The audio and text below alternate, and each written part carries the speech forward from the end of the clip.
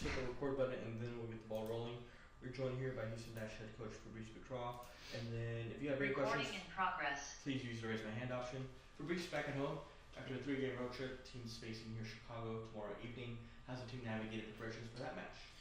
Obviously a short turnaround in terms of, since we played last Sunday and we're playing Friday, but very excited to be back home. It'll be good to kind of reset things and, so we're excited.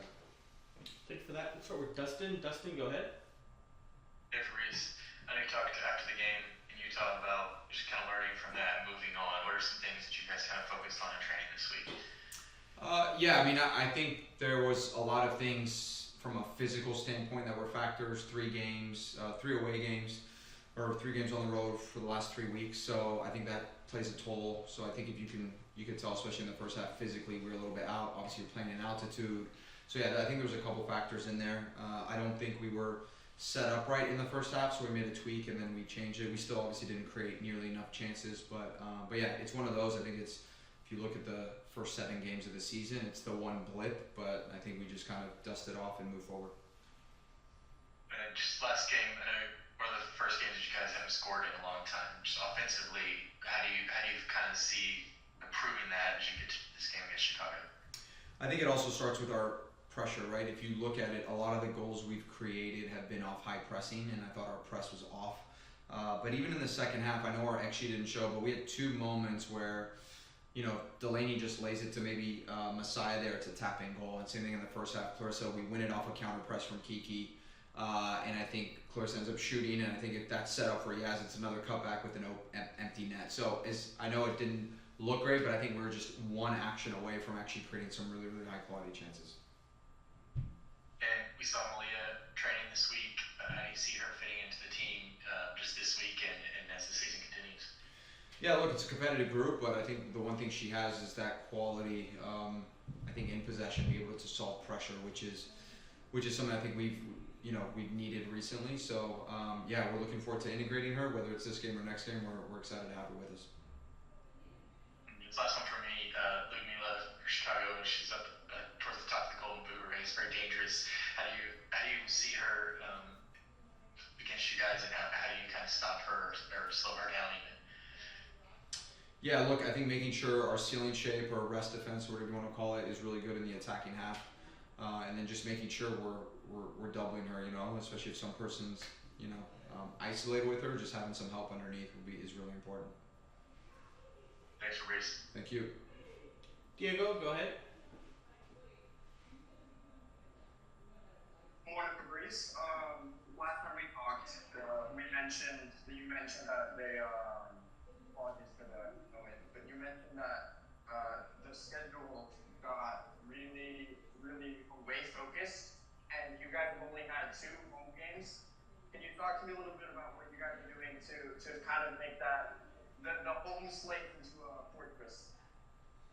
Yeah, I mean we're approaching this game like every other game, and we're excited to be at home. I think we're a very different team the second half of the season, so our expectation is that our home record improves, especially in the second half. So yeah.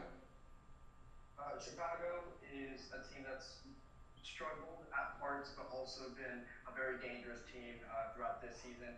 Can you talk to me a little bit about what dangers they might possess and kind of what you guys expect out of them? Look, they're never out of the game. I think they've grown in their ability to press higher up the field, which has created quality chances for them.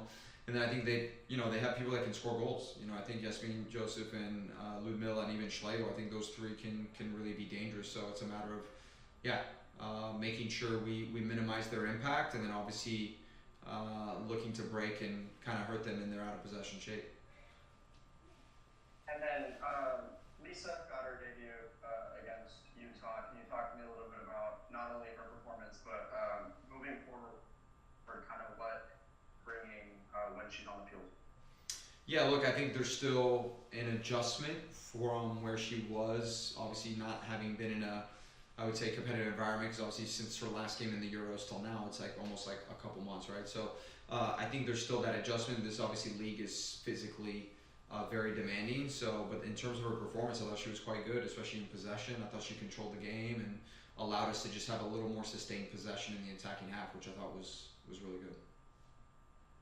I And then final question for me. Now that the streak is over, throughout the entirety of it, you, along with players that we got to talk to, mentioned about how this team wasn't really focused on those kinds of benchmarks, rather just keeping the mentality and keeping the performances at a high level. Can you talk to me a little bit about how that really has a positive effect when you guys do end up getting those losses like that? Yeah, look, I think it's important to not make this loss bigger than it is. It's a loss. It's impossible for a team to be, well, not impossible, it's always possible to be perfect in a season. Obviously, we weren't, but in the second half of the season, those things are going to happen. I think, if anything, it's actually a good thing because it allows you, I think it's easy for streaks for you to get complacent in behaviors and habits. And so I think this one was kind of came at the right time for us to kind of like, all right, let's reset. Let's, if there's been any bit of complacency that has settled or any sort of slacking, let's reset and get re-energized and refocused. So I think it actually comes at a good time for us to kind of reset and play a good game tomorrow night. Thanks, Fabrice. Thank you. Alright guys, thanks for jumping on. We'll share this later today.